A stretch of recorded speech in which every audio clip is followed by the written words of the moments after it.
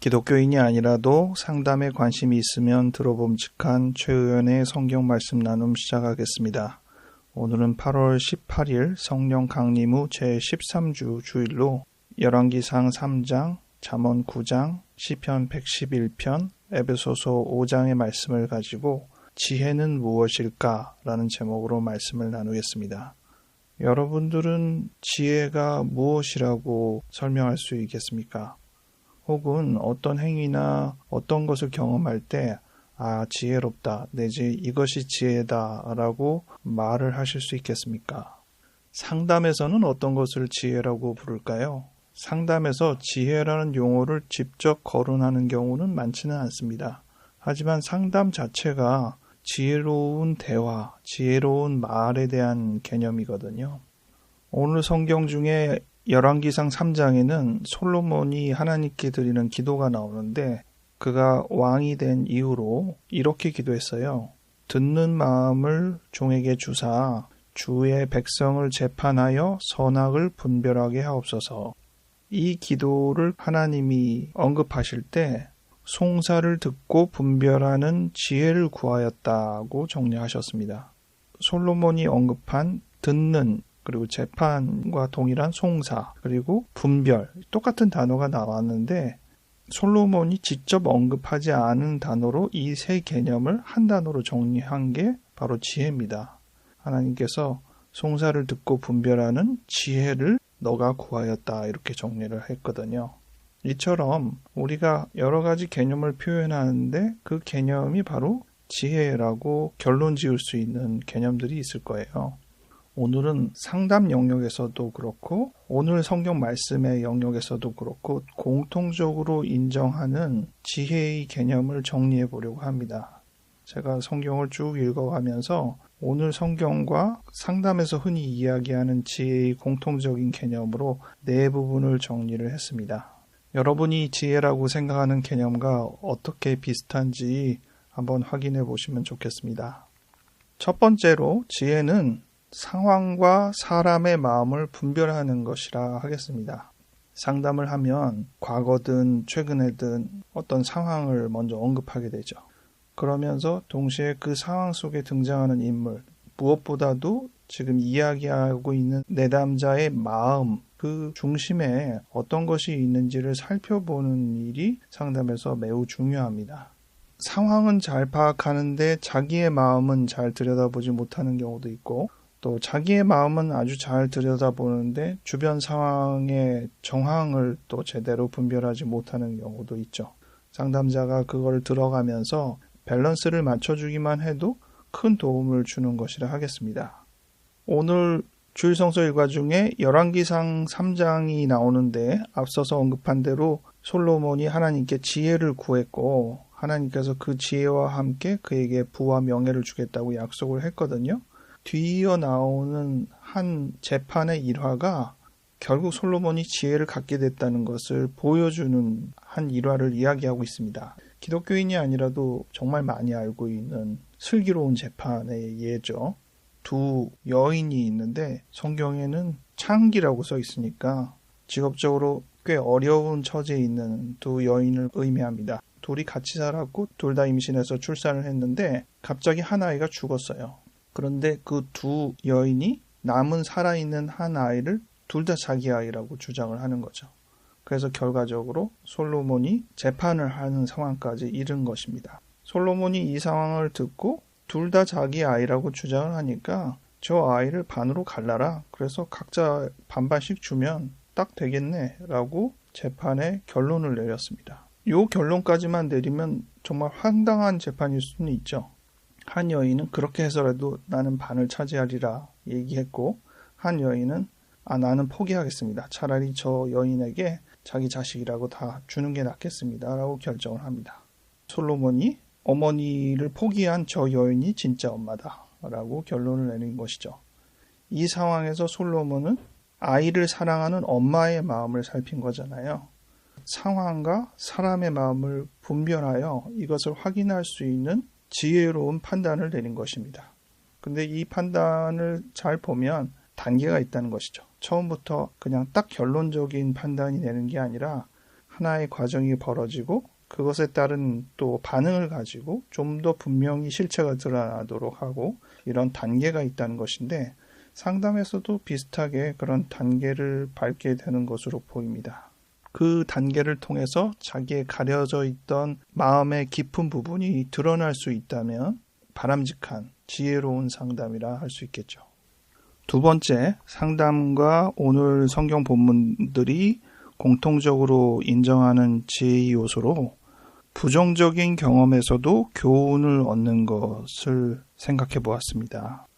상담에서 자기가 경험한 여러 가지 부정적인 경험을 이야기하고 그 경험에서도 교훈을 얻고 좀 더 바람직한 판단과 이후의 행위에 건강한 행보를 만들어낸다면 그 자체가 지혜로운 과정이라 할 수 있겠죠. 비단 부정적인이란 표현이 안 들어가도 일반적인 피드백, 의견을 듣는다든지 조언을 듣는다든지 평가를 받는다든지 이런 과정에서 뭔가 좀 불편한 과정이 벌어질 수는 있는데 그럼에도 불구하고 그것을 충분히 곱씹고 자기의 성장을 위해서 그것들을 잘 활용하는 사람은 지혜로운 사람이라 할 수 있는데 상담 안에서도 그런 과정이 똑같이 벌어집니다. 상담에서 개인의 자아 역량, 이고 캐패시티를 확인하는 것 중에 고통에 대한 내성이라는 표현이 있어요. 상담 중에 불편한 과정을 잘 견뎌낼 수 있어야지 분석이라는 어려운 상담의 과정을 견디면서 진행할 수 있다는 것이죠.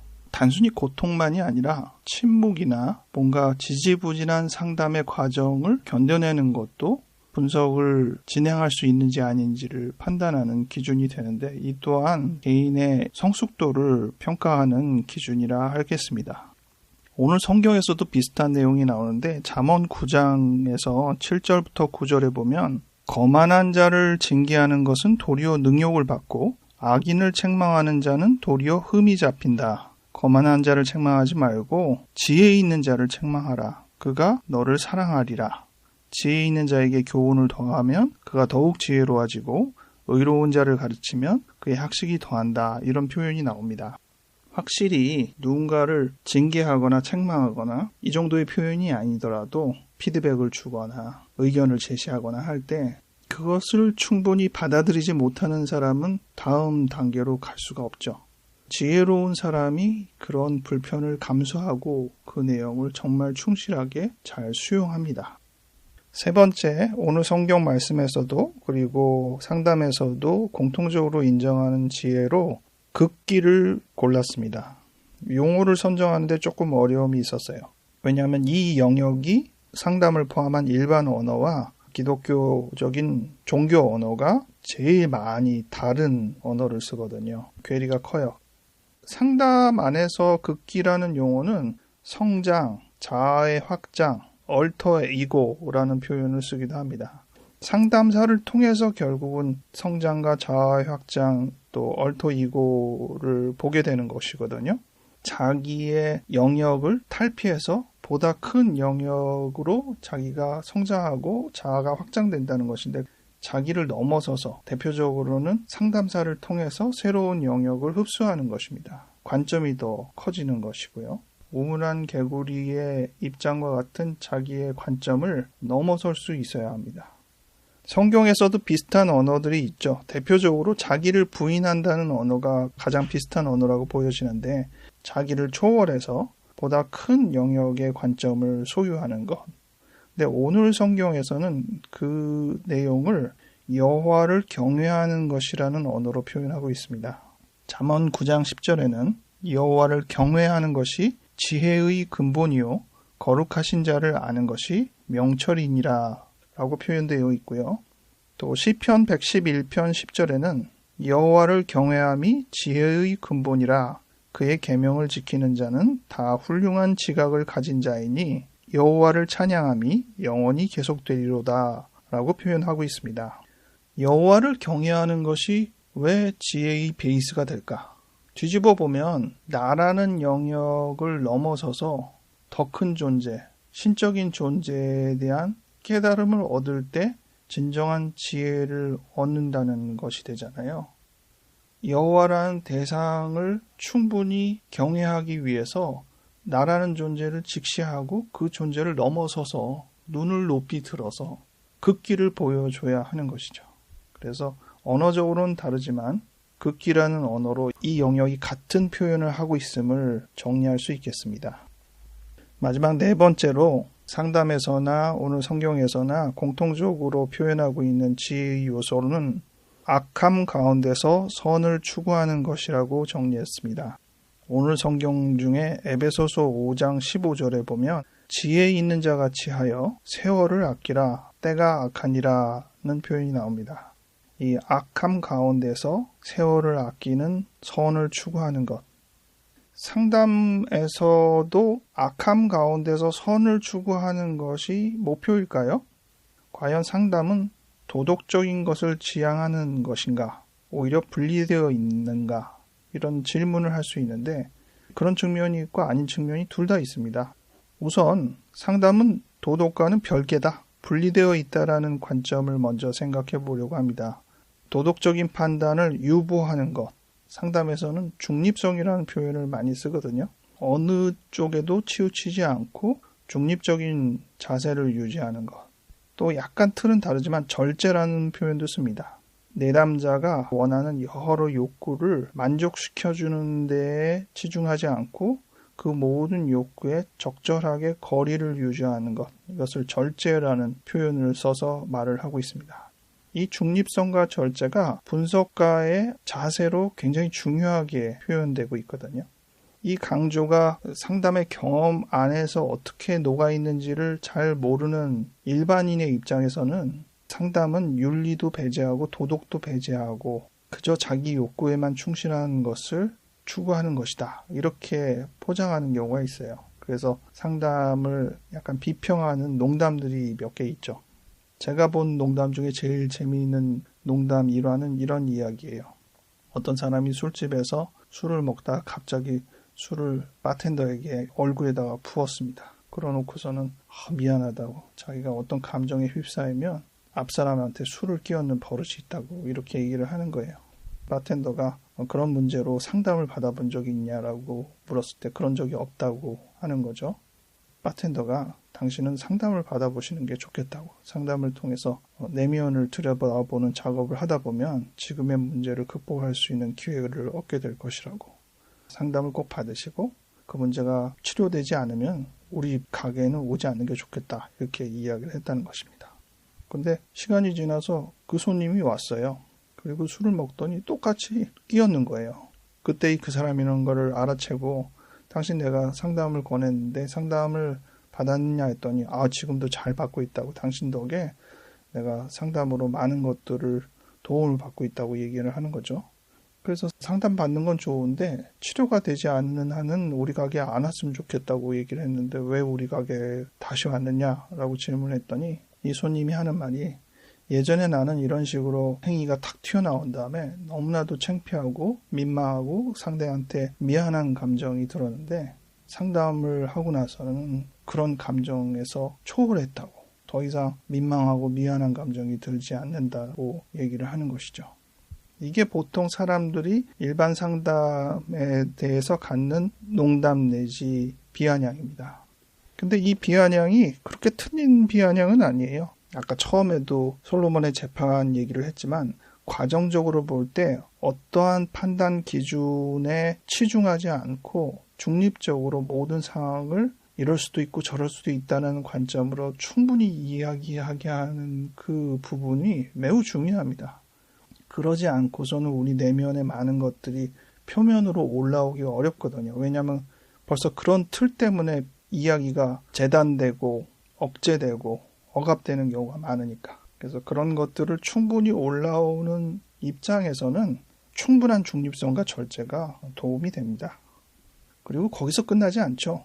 그 과정을 통해서 더 나아가는 것은 일반적으로 상담이 갖는 목표에서 도덕과 분리될 수 없어요.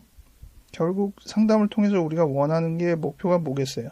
행복해지고 만족하고 다른 사람들과 잘 지내려는 게 목표인 거거든요. 그 목표에 따르려면 도덕과 분리되지 않은 선악의 개념이 인정이 되는 관점으로 상담의 방향을 이어가게 됩니다. 더더군다나 상담의 이론 배경에 따라서 접근하는 것이 다른데 그 이론 배경들이 다 각각의 선악에 대한 개념과 도덕성을 가지고 있습니다. 기독교적인 세계관을 가지고 상담할 때 기독상담이라는 표현을 쓰는데 거기에는 기독교인이 흔히 공통적으로 이해하는 선악의 개념에 맞추어서 이 상담의 방향성을 이끌고 가게 되잖아요. 그러니 이 앞서서 충분히 중립성과 절제를 유지한 것 과정은 필요하지만 결론은 거기서 끝나는 게 아니라 그것을 또 어떻게 재포장하느냐가 중요한 것이라고 볼 수 있습니다. 말씀을 정리하겠습니다. 오늘은 지혜는 무엇일까에 대해서 생각을 해보았는데요.